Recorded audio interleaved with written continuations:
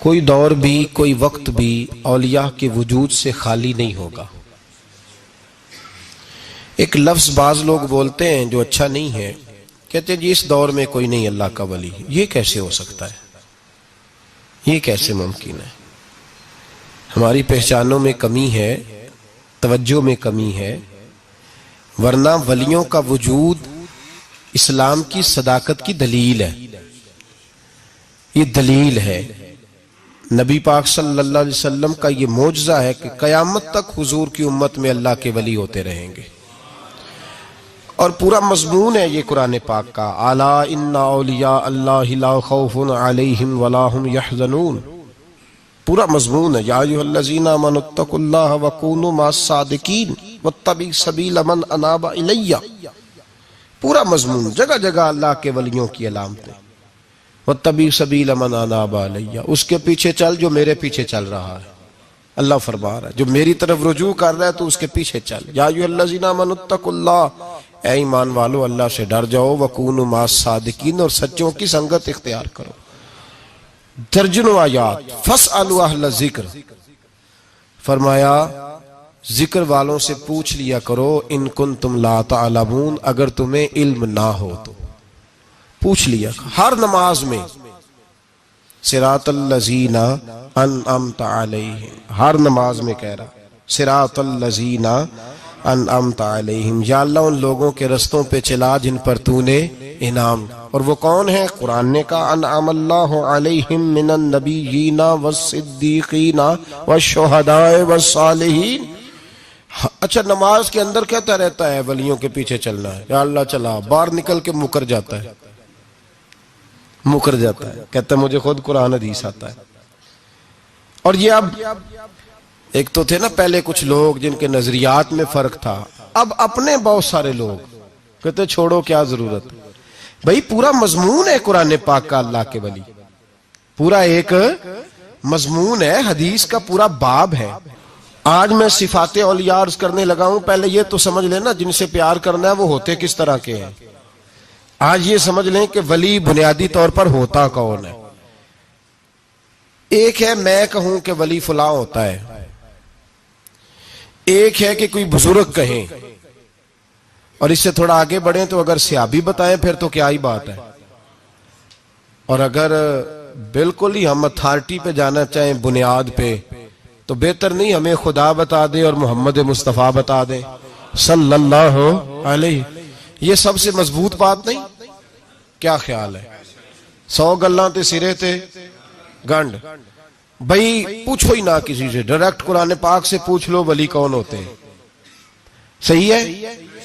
اج گل مکدی نہ مکائیے، ضرورت ہی نہ رہے۔ ایک کہنا میں بابا صاحب سے سنا ہے، دوسرا کہتا میں نے خواجہ صاحب سے سنا ہے، تیسرا کہتا میں نے فلاں صاحب سے سنا ہے۔ بھئی ضرور، کوئی عرض نہیں، یہ سارے لوگوں کی بات سار آنکھوں پہ، پر جو بات اللہ بیان فرمائے، جو بات اللہ کا قرآن بیان فرمائے وہ سب سے مضبوط ہے کہ نہیں؟ تو قرآن نے ولیوں کی علامت بیان کی، سورہ توبہ ہے، آیت نمبر 112 ہے، 11واں سپارہ ہے، گھر جا کے پڑھیں۔ اللہ فرماتے ہیں ولی کون ہوتے ہیں، میرے کامل بندے کون ہوتے ہیں۔ اللہ فرما رہا ہے التائبون، اللہ کے ولیوں کی پہلی علامت یہ ہے کہ وہ توبہ کرنے والے ہوتے ہیں۔ توبہ کا لغوی معنی ہے رجوع کرنا، یعنی وہ اللہ کی طرف توجہ کرنے والے ہوتے ہیں۔ التائبون العابدون، وہ توبہ کرنے والے ہوتے ہیں اور عبادت کرنے والے ہوتے ہیں۔ پھر فرمایا العابدون الحامدون، وہ یہ آپ نے غور سے سننی ہے بات، خاصی توجہ کرنی ہے، یہ قرآن پاک ہے نا جی، یہ سب سے توجہ والا معاملہ ہے، خاص غور کریں۔ اور رٹا ختم کرنے لگا ہوں آج، جو قرآن پاک بیان کرے اس پہ اتفاق کرنا چاہیے کہ نہیں؟ کرنا چاہیے نا اتفاق، ضروری بات ہے نا جی۔ تو یہ ہمارے پاس قول فیصل ہے اللہ کی کتاب، ہمیں باہر جانے کی ضرورت۔ کسی نے ٹال والا ولی سمجھ لیا ہے، کسی نے گال والا ولی سمجھ لیا ہے، کوئی ولی بنا کے بیٹھ گیا ہے، کوئی بنا کے جاہل مطلق، پرلے درجے کے جاہل لوگ، دین کی روح ابجد کا نہیں پتا، اور مصیبت گلے میں ڈالی ہوئی ہے۔ پتہ نہیں کیا مائنڈ سیٹ ہے لوگوں کا بھی، کس طرح لوگوں کو قابو کرتے ہیں این فرائض چیزوں پہ۔ اب یہ ملنگوں نے پکا رٹا لگایا، کہتے ہیں مولویاں کو نہ جایا جائے، اور میں کہتا رہتا ہوں میں بھی اس مولوی کے خلاف ہوں جو مولوی دینداری نہیں کرتا، دنیا داری کرتا ہے۔ پر مولوی کا معنی مولا والا، کیا ترجمہ ہے؟ عجیب تو آدمی ہے، پکا رٹا۔ وہ ہمارے سندھ کے راجے مہاراجے سائیں، پنجاب کے وڈیرے اپنے گاؤں میں سکول نہیں بننے دیتے تھے، اس لیے کہ وہ کہتے تھے اگر ان کے بچے پڑھ گئے نا تو ہماری بھینسوں کو چارہ کون ڈالے گا۔ اسی طرح یہ جو پیر ہے نا آج کل کے، یہ علماء کے پاس نہیں جانے دیتے، کہتے ہیں انہوں نے پتہ لگ گیا تو سانوں مننا ہی کو نہیں ہے، لہذا ان کو دور دور رکھو تاکہ یہ کہیں ایسا نہ ہو کہ ہم سے پیچھے۔ ادھر تسی بابا تیانے لایا ہے کہانیاں سنا سنو کے۔ اب تو لوگ دین بھی قوالوں سے سیکھتے ہیں، قوالوں سے معاذ اللہ، اور ایسے ایسے کفر ہے معاذ اللہ ثم معاذ اللہ۔ تو جو قرآن بیان کرے وہ ہمارے لیے سب سے بہتر نہیں؟ تو قرآن مجید نے کہا التائبون العابدون، توبہ کرنے والے، عبادت کرنے والے، حامدون، اللہ کی حمد کرنے والے، سائحون، روزے رکھنے والے۔ کون جی؟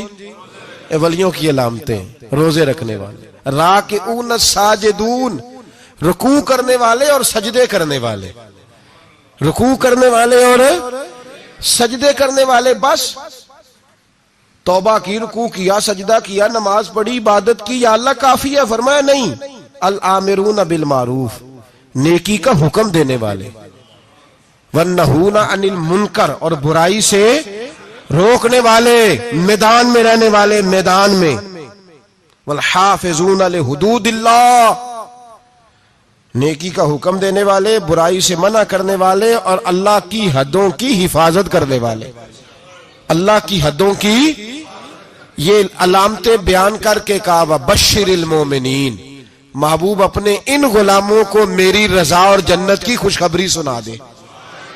محبوب یہ جو تیرے غلام ہیں نا جن میں یہ صفتیں پائی جاتی ہیں، ان کو میری رضا اور جنت کی، یہ توبہ کرنے والے، پھر فرمایا عبادت کرنے والے، اللہ کی حمد کرنے والے، رکوع کرنے والے، سجدے کرنے والے، نیکی کا بولیے اور برائی سے من، اور اللہ کی حدوں کی، محبوب انہیں خوشخبری دو جنت کی۔ انہیں توبہ، ولی وہ والی توبہ نہیں کرتے جو ہم توبہ کرتے ہیں، شب برات کی ساری رات استغفر اللہ، یا اللہ معاف کر دے، چیخوں کی آوازیں مسجد میں، ہر مسجد سے رونے کی آواز، پکی سچی توبہ کر کے شیخ آئے ہیں پر دکان پہ جا کے سویرے جھوٹ بولنا شروع کر دیا۔ یہ کون سی توبہ ہے؟ یہ مذاق ہے؟ ساری رات روتا رہا ہے، سویرے دفتر کھولا ہے، فراڈ شروع کر دیا ہے، تو نے توبہ کی ہے؟ حد ہو گئی بھائی، یہ والی توبہ نہیں۔ ایک توبہ میرے نبی پاک بھی کیا کرتے تھے۔ بھائی توبہ تو ہے رب سے رشتہ بنانے کا نام، میرے نبی پاک بھی ایک توبہ کرتے تھے۔ بخاری مسلم میں حضور نے فرمایا میں ایک دن میں 100 مرتبہ استغفار کرتا ہوں۔ اس کا کیا مطلب تھا؟ امت کو تعلیم دینے کے لیے۔ یہاں تو میرے طرح کے بہت سارے لوگ جب گفتگو کرتے ہیں تو لگتا ہے اپنے آپ کو بڑا پرہیزگار سمجھتا ہے۔ بہت سارے لوگ، کبھی کسی کو تکلیف تو نہیں دی، میں نے تو کبھی کسی کا برا نہیں چاہا، جب ہم بات کر رہے ہوتے ہیں تو صرف ہم نیک ہوتے ہیں۔ اللہ کے بندوں کا یہ طریقہ، ان کا یہ سٹائل نہیں، یہ طریقہ نہیں۔ حضرت امام احمد بن حنبل فرماتے میں غلام خریدنے گیا،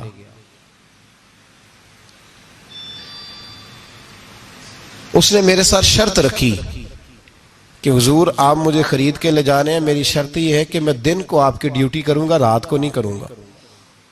فرماتے میں لے آیا، گھر لا کے میں نے پوچھا تیرا نام کیا ہے؟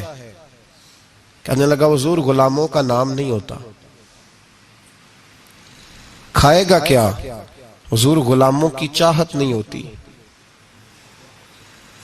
جس نام سے پکارو گے آ جاؤں گا، جو دو گے کھا لوں گا۔ کہا کس کمرے میں رہو گے؟ کہا حضور غلاموں کے نخرے نہیں ہوتے۔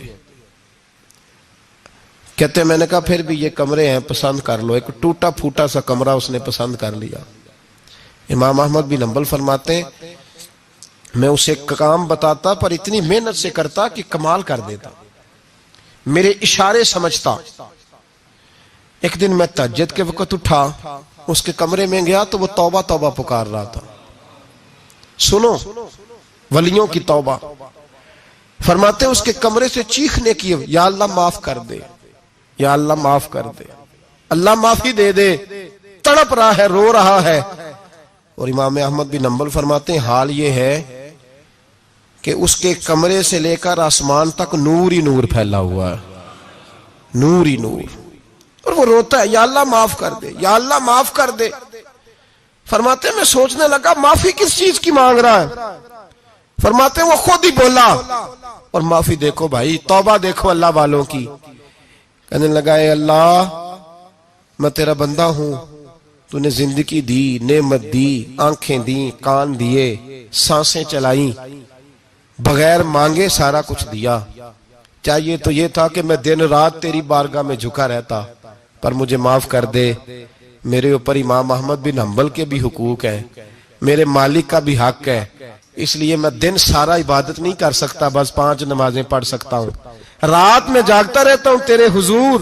اللہ وہ جو سارا دن میں عبادت نہیں نہ کر پاتا مجھے معاف کر دے، خدایا میری غلطی معاف کر دے، اللہ مجھے بخش دے۔ اور راتی ساری کر کر زاری، نیند اکھاں تھی توندے، فجرے وہی گناہگار کا آون، سب تو نہیں، یا اللہ چاہیے تھا میں 24 گھنٹے سجدے کرتا، بخش دے، یہ میری خطا معاف کر دے۔ ساون کی کالی راتوں میں جب بوندا باندی ہوتی ہے، وہ راتوں کو اٹھ اٹھ روتے، جب خلقت ساری سوتی ہے، اور درویش کہنے لگے رات پوے تے بے دردانو، نیند پیاری آوے، درد مندانو یاد سجن دی، ستے امیان جگاوے۔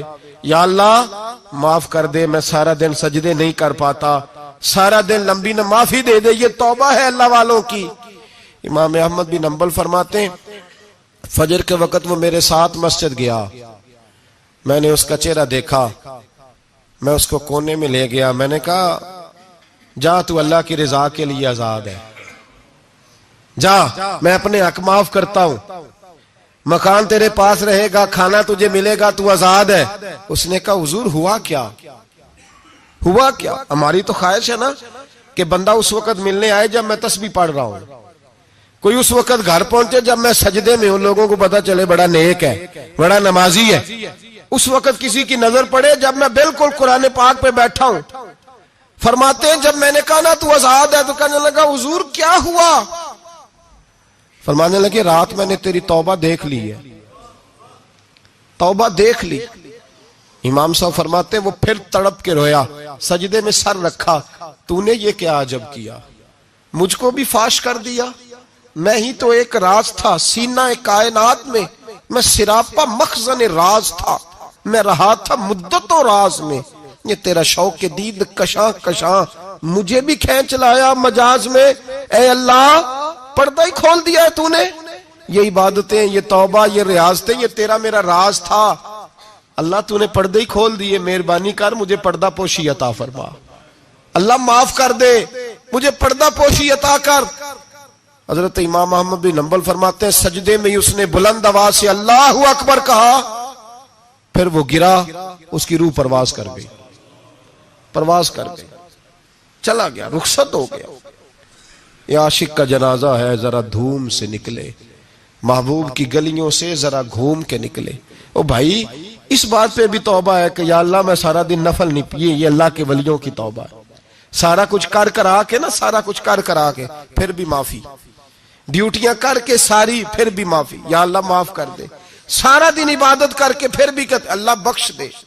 وہ نیکوکار ہونے کے باوجود توبہ کرتے ہیں، یہاں گناہگار ڈٹے ہوئے، ڈٹ گئے۔ توبہ بندے کو اللہ کے قریب کر دیتی ہے۔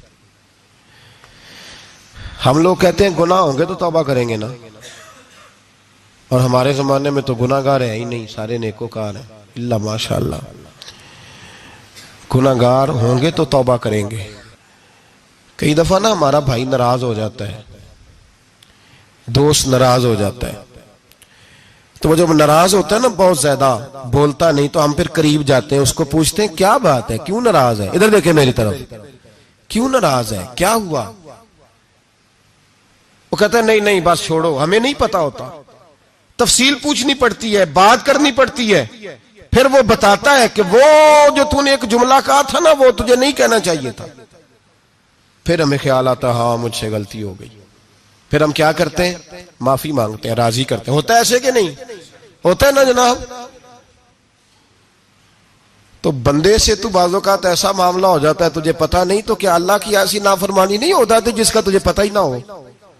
اللہ کے بندے روز رات کو معافی مانگ کے سوتے تھے، روز، پتہ نہیں کوئی انجانے میں جملہ نہ نکل گیا ہو، ہر وقت ڈرے رہتے تھے، سیمر بندوں سے نہیں، کس سے؟ زور سے بولیے، ڈرے رہتے تھے یا اللہ معاف کر دے۔ ان کی طبیعتوں پہ خشیت طاری رہتی۔ ہم دلیر لوگ ہیں، توجہ نہیں کرتے عزیز بھائی، اور ہم اس وقت توجہ کرتے ہیں جب مہلت ختم ہو جاتی ہے، جب سزا کا وقت شروع ہو جاتا ہے۔ میری بات یاد رکھنا، ایک وقت تک اللہ مہلت دیتا ہے بندے کو، گناہ کرتا ہے اللہ مہلت، پھر سزا شروع ہوتی ہے، پھر بندہ اس کی پکڑ میں آتا ہے، پھر جب پیر پھسلتا ہے تو کسی جگہ اس کا ہاتھ دوبارہ نہیں پڑتا، وہ پھر پھسلتا ہی جاتا ہے۔ یاد رکھنا، ہم مہلت کے وقت توبہ نہیں کرتے، اور جب پھسل جاتے پھر ہم کہتے ہیں اوہو یہ کیا ہوا۔ دیکھو حضرت حبیب اجمی رحمت اللہ علیہ سود کا کاروبار کرتے تھے، اب تو لوگوں نے نام بدل دیا ہے نا، سود کا نام لوگوں نے پرافٹ رکھا ہے، اور بڑے بڑے حسین لوگ ہیں، اور نئے نئے ہمارے ترجمے، او میں وہ پیسے غریبوں کو دے دیتا ہوں۔ کبھی گندے پانی سے وضو ہوا ہے؟ تو گندے رقم سے غریبوں کا بھلا کرے گا تجھے ثواب ملے گا؟ تو مذاق کر رہا ہے تو دین کے ساتھ۔ کبھی گندے پانی سے بھی وضو ہوا ہے؟ میں غریبوں کو دے، کیا مطلب ہے اس بات کا؟ نبی پاک سے زیادہ تجھے غریبوں سے پیار ہے معاذ اللہ؟ حضور نے نہیں کہا سود لے لو اور غریبوں کو دے دینا، حضور رحمت للعالمین ہے نا، تو چاہیے تھا کچھ ایک ہمیں دے کے جاتے۔ حبیب اجمی کہتے ہیں میں سود کا کاروبار کرتا تھا۔ حضرت حسن بصری کبھی کبھی مجھے ملتے تھے اور مجھے فرمایا کرتے تھے مہلت سے فائدہ اٹھاؤ، کہیں ایسا نہ ہو تیری سزا شروع ہو جائے، مہلت سے فائدہ اٹھا، اللہ نے مہلت دی ہوئی ہے، تو سمجھتا ہے میں بڑا سمارٹ ہوں، میری بڑی عقل ہے، میں کہیں الجھ نہیں رہا، میں جا رہا ہوں دھوکے دیے جا رہا ہوں تو کوئی مجھے پکڑ ہی نہیں رہا، یہ مہلت ہے، فائدہ اٹھا، ورنہ پھر جب وہ پکڑنے پہ آتا ہے ان بطش ربک لشدید، پھر اس کی پکڑ سخت ہے۔ توبہ کر لے، مہلت کے وقت توبہ کر۔ کہتے میری دل پہ بات اثر نہیں کرتی تھی، میں جی کرتا، ارادہ کرتا پر چپ کر جاتا، میرے پاس بڑی رقم تھی لوگوں کو دے رکھی تھی سود پہ، میں وہ پیسے لاتا اور اسی سے میرا سارا کام چلتا۔ میں نے تجزیے پڑھے ہیں، مجھے یقین نہیں آتا، ویسے میں نے تجزیے پڑھے ہیں کہ لوگوں نے اربوں روپیہ بینکوں میں رکھا ہوا ہے، مجھے نہیں پتا، لیکن میں نے جو اخباروں میں پڑھا اربوں روپیہ ہے، اور لوگ سود کا کاروبار کرتے ہیں اور کمائی کھاتے ہیں سود کی، معاذ اللہ، استغفر اللہ۔ فرماتے میں نے کہا مولوی پیر صوفی بتاتے ہی رہتے ہیں، میرے پہ اثر نہیں ہوتا تھا۔ فرماتے ایک دن نا ایک بندے کی گوشت کی دکان تھی، اس سے میں نے سود لینا تھا، میں اس کی دکان پہ گیا، پیسے رکھ، اس نے کہا یار مہلت دے، نہیں ہے، کہا ادھر پیسے رکھ، یار نہیں تیری مہربانی، کہا چل پھر اتنے کلو گوشت اتار، لیکن پیسے پھر بھی باقی ہیں سود والے۔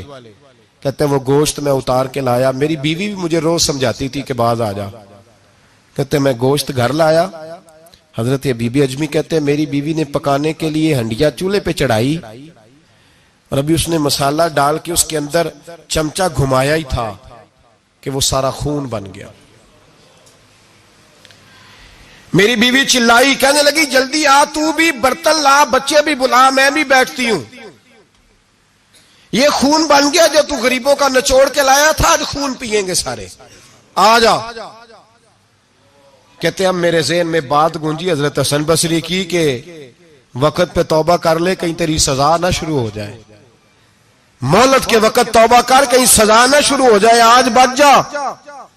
فرماتے آواز گونجی، میں سمجھ گیا کہیں سزا تو نہیں شروع ہو گئی، میں تڑپا، بچے گود میں بٹھا کے میں کھول کے رویا.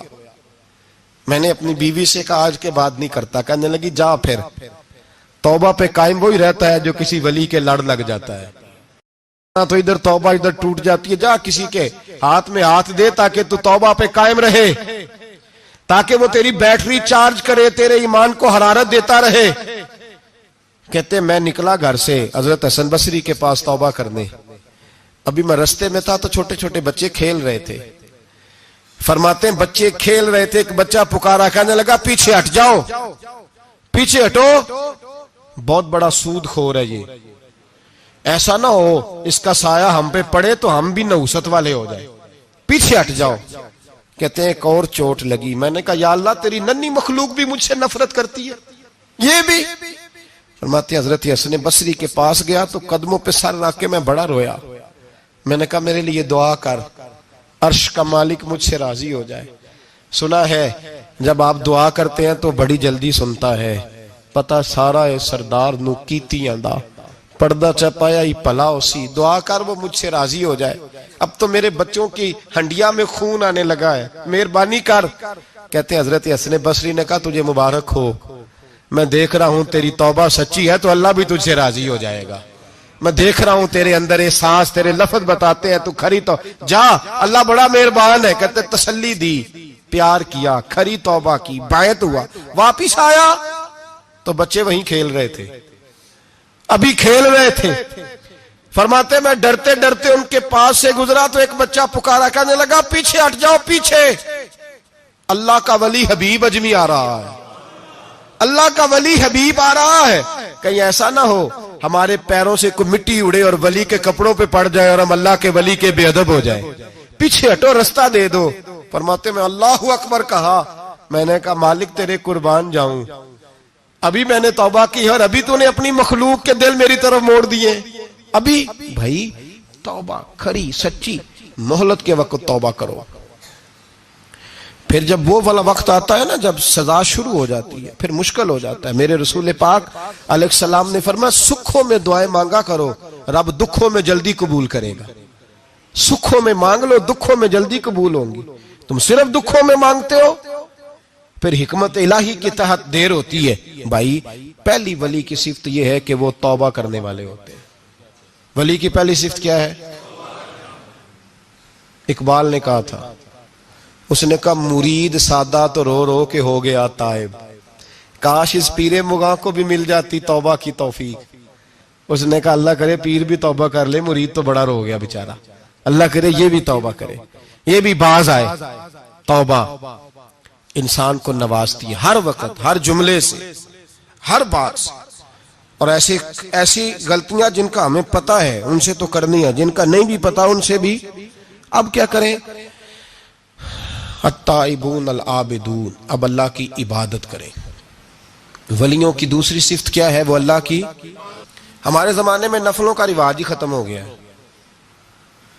عصر کی پہلی 4 سنتے ہیں, عشاء کی کتنے فیصد لوگ پڑھتے ہیں؟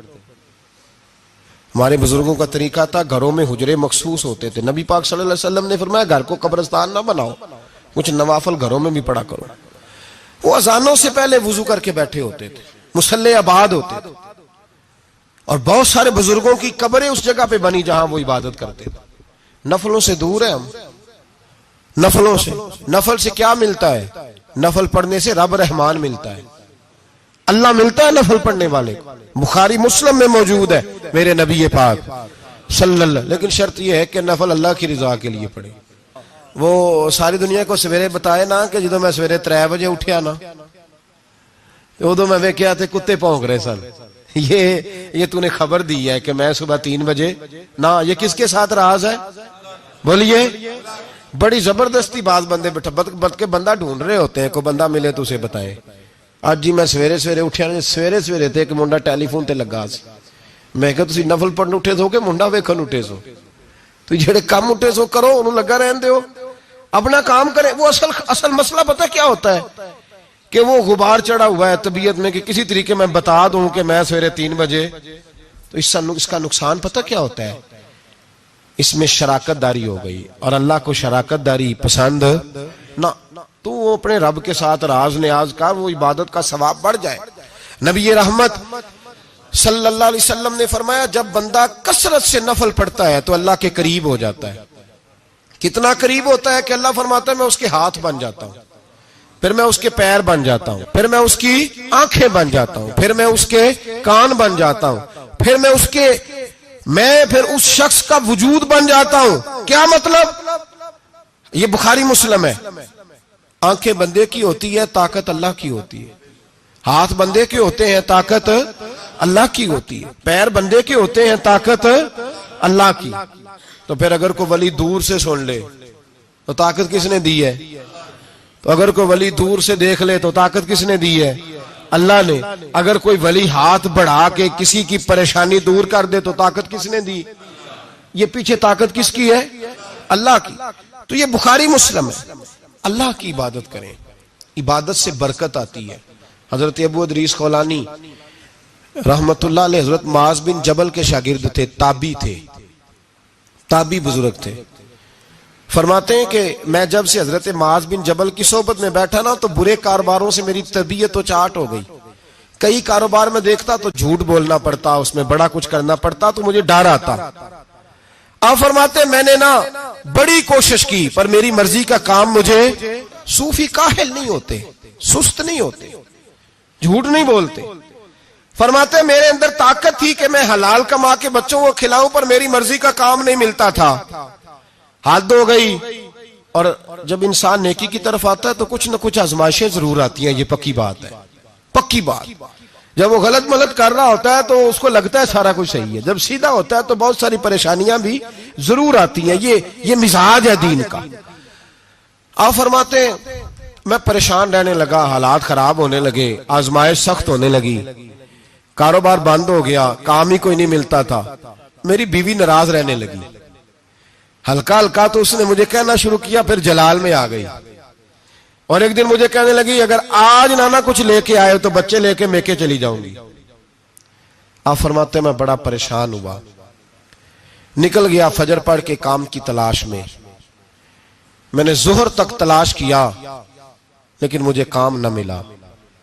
آپ فرماتے ہیں نہر فرات کے کنارے تپتی ہوئی ریت پہ میں بیٹھا تھا تو میرے دل میں خیال آیا بندوں کی مزدوری نہیں ملتی تو آج اللہ کی نہ کر لیں، آج اللہ کی مزدوری نہ کریں۔ آپ فرماتے ہیں میں نے گرم ریت سے تیمم کیا، وضو کیا وہیں فرات، اور گرم ریت پہ کپڑا بچھایا تو نفل پڑھنے شروع کر دی، زور سے اثر تک نفل پڑھے، زور سے۔ چلے میں ایک دعا کرتا ہوں، آپ آمین کہنا، اللہ کرے کہ ہم مغرب کے بعد والے نفل ہی پڑھنے شروع کر دیں۔ نبی کریم سید عالم صلی اللہ تعالی علیہ وآلہ وسلم کے غلاموں کا حال دیکھے، عبادت کا حال دیکھے۔ فرماتے ہیں میں نے کہا اللہ کی مزدوری کرے، زور سے اثر تک نفل پڑھے گرم ریت پہ، اور جب اثر ہوئی نا تو میں نے اپنے رومال میں نا تھوڑی سی ریت باندھ لی۔ گھر کی دیواریں چھوٹی چھوٹی تھی، میں نے کہا بیوی نے دیکھا نا خالی ہاتھ آیا ہے تو اندر سے شور کرے گی، ہم صاحب بھی سنیں گے، تو چلو جب دیکھے گی نا رومال میں کچھ ہے حوصلہ کرے گی، جب اندر جاؤں گا تو سمجھا لوں گا۔ آپ مسکرا رہے ہیں نا ہلکا ہلکا، اس کا مطلب ہے ان باتوں میں کافی صداقت ہے۔ پرانے بزرگ کر گئے تو اس کا مطلب یہ ہے کہ ان میں بہرحال کافی حد تک صداقت ہے، یہ شور ہوتے رہتے۔ کہتے میں نے وہ کہا کہ چلو دور سے دیکھے گی تو گھر جا کے سمجھا لوں گا۔ آپ فرماتے پہلے میری بیوی دروازے پہ بیٹھی رہتی تھی، بچے بیٹھے رہتے تھے، منتظر ہوتے تھے کہ کچھ لے کے آئے، گھر میں فاقہ ہوتا۔ آج میں گیا تو شور ہی کوئی نہیں، کوئی شے نظر نہ آئی، وہ ریت سے بھرا ہوا میرا پلو میں نے دروازے کے ساتھ رکھا، اندر چلا گیا، بیوی کو آواز دی کہاں ہو؟ کہنے لگی منہ ہاتھ دھو لو، میں روٹی لے کے آئی۔ ہاتھ دھو گئی، روٹی کدھر سے آئی؟ اس گھر میں تو فاقے تھے، کھانا کدھر سے آیا؟ کہتے روٹی لائی، سلاد بھی لائی، دودھ بھی لائی، اس زمانے میں جو نعمتیں تھی پھل بھی لائی، سارا آ گیا۔ میں نے گھور کے دیکھا، میں نے کہا کدھر سے آیا یہ سارا کچھ؟ کہاں ہے بچے؟ کہنے لگی روٹی کھا کے باہر نکل گئے ہیں۔ میرے دل میں خیال آیا میری بیوی کا کردار تو چاند سے زیادہ اجلا ہے، تو یہ سارا کچھ کیسے آیا؟ میں نے کہا یہ کہاں سے آیا سارا کچھ؟ تو کہتی ہے میری طرف دیکھ کے کہنے لگی پتہ نہیں آج کس کریم کی مزدوری کرنے چلے گئے تھے، پتہ نہیں کس کریم کی مزدوری پہ چلے گئے تھے، زور ہوئی ہے تو اس نے اناج کی بوریاں بھیجی ہیں، چاول بھیجے ہیں، پھل بھیجے ہیں، اتنا کچھ بھیجا ہے کہ میرے گھر میں رکھنے کو جگہ ہی کوئی نہیں۔ یہ کہتے کہتے اٹھی اور کہنے لگی پہلے ہی بڑا آیا تھا، اب اور کیا لائے ہو؟ آپ فرماتے میں سکتے میں تھا، اس نے جا کے میرا رومال جو کھولا، میں ریت لایا تھا، رب کریم نے ہیرے بنا دیے، وہ ہیرے بن گئے۔ آپ فرماتے کہنے لگی کس کریم کی مزدوری پہ گئے تھے؟ فرماتے میں اٹھا اور کچی زمین پہ سر سجدے میں رکھا، میں نے کہا مالک میں ساری زندگی دنیا راضی کرتا رہا، لوگوں کے دروازوں پہ کھڑا رہا، تعلقات بنا کر تھوڑی سی روزی کے لیے جدوجہد کرتا رہا، دھتکارا گیا، ستایا گیا، مولا میں تو تیرے دروازے پہ آج آیا ہوں، پوری دیہڑی بھی نہیں لگائی، زور سے سر ڈیوٹی کی ہے، اللہ تیری تھوڑی مزدوری کا اتنا اجر ملتا ہے؟ خدایا تو اتنا نوازتا ہے؟ فرمایا اللہ میں محنت بھی کروں گا، کام بھی کروں گا، لیکن دنیا کی مزدوری تھوڑی کروں گا، مالک تیری عبادت زیادہ کروں گا۔ بھائی یاد رکھو، ہم ساری زندگی لوگ قبروں میں چلے گئے، مسجد نہیں آئے، قبروں میں الہاکم التکاثر حتی زرتم المقابر، قبر میں جانے کا ٹائم آیا، لوگوں کی نمازیں پڑھ دی گئیں، پر لوگوں نے نمازیں شروع نہیں کی، نمازیں پڑھ دی گئی۔ کہیں لے جاؤ، شادی کا موقع ہے تو وہ کراچی جانے کو تیار ہے، لیکن چند فرلانگ پہ مسجد ہے، مسجد جانے کو تیار ہے۔ اللہ کے ولی کی علامت ہے وہ عبادت گزار ہوتا ہے، اور جو نہ نماز پڑھے نہ نماز پڑھائے وہ زندیق تو ہو سکتا ہے، پیر ہو سکتا، میں ذمہ داری سے کہہ رہا ہوں، زندیق تو ہو سکتا ہے پر پیر ہو سکتا بالکل بے دین ہے، بلکہ بد دین ہے، پیر ہو سکتا۔ اس لیے کہ اللہ کے ولی کی علامت یہ ہے کہ اس کے چہرے پر عبادت کی روشنی ہوتی ہے، تقوی کا حسن ہوتا ہے، تقوی کا، پرہیزگاری کا نور ہوتا ہے۔ اللہ کے بندے توبہ کرنے والے، عبادت کرنے والے، روزے رکھنے والے، رکوع کرنے والے، سجود کرنے والے، یہ ان کا ذاتی فعل ہے۔ اور یہاں وہ بس نہیں کرتے، الآمرون بالمعروف، اب نیکی کا حکم دیں گے، والنہون عن المنکر، اور برائی سے، جی پیر تو کسی تحریک میں نکلتے ہی نہیں، بڑے بڑے گدیوں کے پیر جو ہے نا، بڑے بڑے، کبھی آپ نے دیکھے کسی جلوس میں آتے ہوئے؟ جی چلے کچھ درویش ایسے ہیں جو اپنی طبیعت کے تقاضے کے مطابق نہیں آتے، لیکن وہ امت کی مظلومیت سے بے خبر نہیں ہوتے، وہ ایک علیحدہ بات ہے کہ وہ عبادت گزار ہے، وہ ویسے ہی نہیں نکلتے، وہ چلے ایک، لیکن وہ مرید اگر بلائے تگڑا تو پشاور بھی چلے جائیں، جی لندن کا بھی دورہ کر رہے ہیں، امریکہ بھی ہوا ہے۔ سنیں بھائی سنیں، یہ قرآن مجید، یہ صفتیں کون بیان کر رہا ہے ولیوں کی؟ کون بیان کر رہا ہے؟ تو کسی ملنگ کی ماننی ہے کہ اللہ کی ماننی ہے؟ تو اللہ کہہ رہا ہے کہ ولی کی صفت یہ ہے وہ نیکی کا حکم دیتا ہے اور برائی سے۔ پیر صاحب امریکہ چلے جاتے ہیں، لندن یورپ چلے جاتے ہیں، لیکن کسی تحریک میں نہیں، کسی میں نہیں۔ ناموس رسالت کی بات آئی، پیر سوئے رہے، کون تھے سڑکوں پہ؟ پیر تھے کہ مولوی تھے کہ نعت خواں تھے؟ قوال تھے جن کو سرمایہ کھا گئے جو سارا ہمارا، یہ لوگ تھے؟ تحریک ختم نبوت میں ڈنڈے کس نے کھائے؟ علماء نے۔ غازی ممتاز حسین قادری کی تحریک چلی تو سڑکوں پہ کون نکلا؟ تحریک ختم نبوت۔ بتاؤ نا کسی پیر کا بیان دکھاؤ مجھے جس نے کہا ہو۔ تھک گئے گلے، ہماری ریکارڈنگیں لا لا کے لوگ ہمیں سناتے ہیں، کہتے ہیں جناب آپ کی سخت تقریریں نوٹ ہو رہی ہیں اور سوشل میڈیا پہ دور دور جا رہی ہیں، تھوڑی احتیاط کریں۔ میں نے کہا یار کس طرح احتیاط کریں، کیسے احتیاط کریں؟ جس کتے کو اس کا مالک 4 روٹیاں ڈالتا ہے وہ ساری رات آوازیں دے دے کے گزار دیتا ہے کہ میں کسی کو اندر نہیں آنے دوں گا، ہم نے تو ساری زندگی رسول اللہ کا کھایا ہے، تو تیرے کہنے پر خیال کرے، تیرے کہنے پر یہ کیسے ہو سکتا ہے؟ کتا نہیں کر رہا نمک حرامی اور تو ہمیں مشورہ دے رہا ہے؟ جنہ تنا وچ عشق نہ رچیا کتے ہونا تھی چنگے، اور مالک دے کر راکھی کر دے صابر بھوکے ننگے۔ ہم سے کوئی آدمی نرمی کی امید نہ رکھے، تم غیرت ایمانی کو للکارو، ہم چپ کر کے بیٹھے رہیں، ختم نبوت کی بات کرو ہم خاموش رہیں، ناموس رسالت کی بات کرو ہم خاموش رہیں۔ دین فروش اور ہوتے ہیں اور دین کے چوکیدار اور ہوتے ہیں، اور اگر آؤ گے نا کبھی منہ ڈال لے دین کے معاملے میں تو چوکیدار تمہارا مقابلہ کریں گے۔ اگر مار نہ سکے تو مار ضرور جائیں گے انشاءاللہ تعالی، یہ ارادہ ہے اور یہ وعدہ ہے انشاءاللہ تعالی. مار نہ سکے تو مار، ہاں یہ یاد رکھو. کوئی آدمی ہم سے کمزوری کی امید نہ کرے، جسے زندگی ہو پیاری وہ یہیں سے لوٹ جائے. میرے قافلے میں شامل کوئی کم ظرف نہیں ہے. حضرت بایزید بسطامی رحمت اللہ، ایک بچہ تپلا سرنگی بجا رہا تھا، حضرت گزرے، اس کے ہاتھ میں بانسریہ بھی تھی. فرمانے لگے بند کر، بند کر، میں نہیں بجانے دوں گا، میری موجودگی میں تو بجا ہی نہیں سکتا، میں نائب ہوں اپنے نبی پاک کا، اور حضور صلی اللہ علیہ وسلم کے سامنے کوئی برائی کر نہیں سکتا تھا. نبی کا منصب ہوتا ہے وہ منع کرتے ہیں، اگر نبی منع نہ کرے تو وہ چیز جائز ہو جاتی ہے، حدیث تقریری بن جاتی ہے، اصول میں آ جاتی ہے. فرمایا حضرت بند کر. اس نوجوان نے وہ باجا اٹھایا اور حضرت بایزید کے سر پہ دے مارا. آپ کا سر بھی پھٹ گیا، باجا بھی ٹوٹ گیا.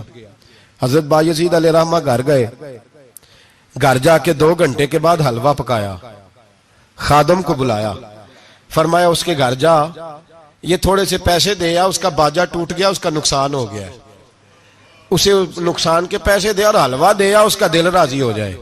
اور ساتھ اسے یہ کہہ دینا کہ حضرت بایزید بسطامی کہہ رہے تھے حلوہ بھی کھا لے، پیسے بھی رکھ لے، پر دوبارہ باجا خرید کے بجانا نا، اگر دوبارہ بجایا تو میں پھر منع کروں گا، میں تجھے روکوں گا، میں ہوکا دیتا رہوں گا، میں اعلان کرتا رہوں گا، میں دین کے معاملے میں بات کروں گا، میں روکوں گا، میں باز. ایک درویش تھے حضرت امام اعظم کے شاگرد، بادشاہ تپلا سرنگی بجا رہا تھا، بادشاہ تو پہنچ گئے. بادشاہ کے اٹھا کے نا وہ تپلا سرنگی تو زور سے مارا، زمین پہ ٹوٹ گیا سارا کچھ. بادشاہ نے شیر رکھا ہوا تھا، شام کا وقت تک کہنے لگا اس مولوی کو پکڑو، پنجرے میں ڈالو تاکہ شیر کھا جائے.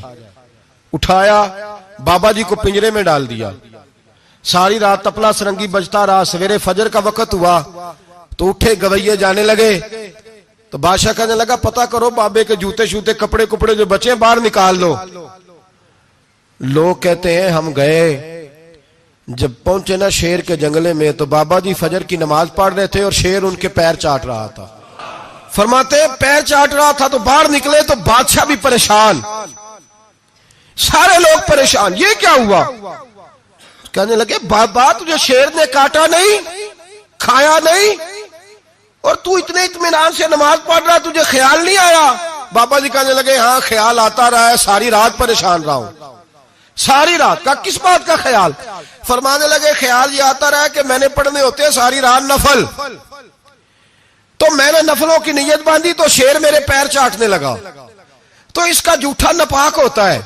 بس ساری رات اسی ٹینشن میں گزر گئی ہے کہ پتہ نہیں میری نماز ہوئی ہے کہ نہیں ہوئی. یہی سوچتا رہا ہوں ساری رات کہ پتہ نہیں نماز ہوئی کہ نہیں ہوئی. بادشاہ کانپنے لگا، کہنے لگا بابا تو ڈرا نہیں، شیر نے کاٹا نہیں؟ تو آپ فرمانے لگے تو جب کسی کو سفیر بھیجتا ہے تو تیرے سفیر کو کوئی قتل کرتا ہے؟ کوئی بادشاہ پکڑ کے مارتا ہے؟ کہا نہیں. فرمایا کیوں؟ کہنے لگا اسے پتا ہے بادشاہ کا نمائندہ ہے. آپ فرمانے لگے بادشاہوں کے نمائندے تگڑے ہوتے ہیں، میں تو رب کریم کا دوست ہوں، تو جس رب کریم کے دین کے لیے میں نکلا ہوا مجھے لوارس چھوڑ دے گا، میری پرواہ نہیں کرے گا؟ میں خبردار، آج کے بعد اگر تو نے غیر شرعی حرکت کی تو پھر تجھے ٹوکوں گا، پھر تجھے روکوں گا، پھر تجھے منع کروں. اللہ کے ولی میدان عمل میں رہتے، وہ ناجائز چیز سے روکتے. یہ پتہ ہے زیادہ مجمع کیوں لگتے ہیں، زیادہ درباروں پہ رش کب پڑتا ہے؟ اس وقت پڑتا ہے جب جو آتا ہے نا اس کو جی کہا جاتا ہے، لنگر، بس تیرا کام ہو جائے گا، تیری شفا ہو گئی، تیرا بیٹا ہو گیا، تو رش ہو جاتا ہے. جو آنے والے کو کہے نا پہلے نمازیں پر 5، داڑھی رکھ، دین سیکھ، اللہ اللہ کر، وہاں رش نہیں ہوتا. کہتے پیر صاحب کی تو کرامت ہی کوئی نہیں، تو مولوی ہیں تو سیدھی سیدھی نمازیں پڑھا رہے ہیں. رسول پاک سید عالم صلی اللہ علیہ وسلم کے دین کا نمائندہ ہوتا ہے، اللہ کا ولی، وہ ساری زندگی اللہ کی حدود کے قیام کے لیے جدوجہد کرتا ہے. امام احمد بن حنبل نے جیل کاٹی ہے، امام احمد بن حنبل نے جیل کاٹی. آپ فرماتے ہیں بادشاہ وقت نے اس کو میں نے غلطی پہ روکا تو مجھے قید کر لیا، اور قید کیا جب اس نے تو جیل کاٹی، اتنی جیل کاٹی، اتنی جیل کاٹی، اتنے کوڑے مارے کہ امام احمد بن حنبل کا سارا وجود خون سے بھر گیا، کپڑے سارے خون سے آلودہ ہو گئے۔ ایک شخص امام صاحب سے کہنے لگا جب آپ واپس آئے نا رہا ہو کے، کہنے لگا حضور اتنی مار کھائی آپ نے، اتنی، نہ بادشاہ کو روکتے تو کیا ہوتا؟ وہ شخص کہتا ہے میں نے امام صاحب کے وہ کپڑے، وہ کرتا خون سے بھرا ہوا پڑا ہوا تھا، امام صاحب کہنے لگے چل تو چھوڑ، مجھے کیا ملا نہیں ملا، یہ میرا ذرا کرتا تو اٹھا کے رکھ، کرتا تو اٹھا کے سینے سے لگا کندھے پہ رکھ۔ کہتا ہے امام صاحب کا خون سے بھرا ہوا کرتا میں نے جو کندھے پہ رکھا تو مجھے رسول پاک کا دیدار نصیب ہو گیا۔ تو امام صاحب فرمانے لگے تو نے تو ابھی کرتا رکھا ہے تو دیدار ملا ہے، مجھے پوچھ جب میں رسول اللہ کے نام پہ مار کھا رہا تھا تو کتنے جلوے مجھے نصیب ہوئے، مجھے پوچھ کتنے جلوے میں نے دیکھے ہیں۔ تو اللہ کے بندے حدود اللہ کے محافظ ہوتے ہیں۔ زندگی میں کئی دفعہ لوگ نہیں مانتے، داتا صاحب نے لکھا ہے حضرت ذوالنون مصری رحمت اللہ علیہ کو مصر کے لوگوں نے نہیں مانا، چونکہ آپ جو بندہ بھی ناجائز کام کرتا تھا منع کرتے تھے، لوگوں نے نہیں مانا۔ مانتے اس کو ہیں لوگ جو ہاں میں ہاں ملائے، جو تابع دار ہو کے رہے، اس کو ذوالنون مصری کو نہیں مانا۔ فرماتے ہیں مانا لوگوں نے اس دن جس دن ان کا جنازہ اٹھا۔ کیوں؟ جب حضرت ذوالنون مصری کا جنازہ اٹھا تو گرمی بڑی سخت تھی، سخت گرمی تھی۔ داتا صاحب نے کشف المعجوب میں لکھا ہے کہ پرندے کتار در کتار آئے اور جناب ذوالنون مصری پہ سایہ کر دیا، سایہ ہو گیا، ٹھنڈ ہو گئی۔ لوگوں نے کہا تو ولی کامل تھا، تو ایک عام مولوی سمجھ کے ساری زندگی پیچھے رہے، تو کامل تھا۔ کہتے ہم لوگ دوڑے، رش ہو گیا جنازے میں، اور جنازے کے بعد اب لوگوں نے ارادہ کیا کہ زیارت کرتے ہیں۔ تو جب حضرت کا چہرہ اٹھایا تو ان کی پیشانی پہ لکھا تھا ھذا حبیب اللہ، یہ اللہ کا محبوب ہے، مات فی حب اللہ، یہ اللہ کی محبت میں مر گیا ہے، یہ محبوب ہے اللہ۔ ساری زندگی ان لوگوں نے پیغام حق دیا، اور جس کو جو نہیں مانا اس کو دعا دی، دعا دی۔ حضرت ذوالنون مصری کے بارے میں داتا صاحب نے لکھا ہے کہ آپ راوی میں دریا میں جا رہے تھے، کسی جگہ بھی آپ کسی سمندر میں دریا میں آپ جا رہے تھے، تو آپ فرماتے ہیں کہ کشتی میں بیٹھے تھے تو سر پہ نا آپ نے سارے بال منڈوائے تھے، ٹینڈ کرائی تھی، پگڑی باندھی تھی، تو کچھ نوجوان وہاں سے گزرے حضرت ذوالنون مصری کے پاس ہے، تو انہوں نے بابا جی کی ٹینڈ کا مذاق اڑایا، مذاق اڑایا، وہ دیکھو ٹینڈ کیسی ہے بابا جی، اور پھر بچے تالیاں بجانے لگے، ہنسنے لگے، پھپتیاں کسنے لگے۔ اللہ اکبر، بڑا مزہ آتا ہے دین کے لیے تانا سننے میں، لطف آتا ہے، ٹھنڈ پڑ جاتی ہے انسان۔ انہوں نے مذاق اڑایا تو کشتی قریب سے گزر گئی، آپ کے مرید ناراض ہوئے، کہنے لگے حضور یہ بدتمیز ہے، نالائق ہے، ان کے لیے بد دعا کرے یہ غرق ہو جائے۔ فرمانے لگے یار جانے دو۔ کہا حضور نہیں، کریں دعا۔ میں جانے دو۔ کہا حضور کریں دعا، تو دعا سنو اللہ کے بندے کی۔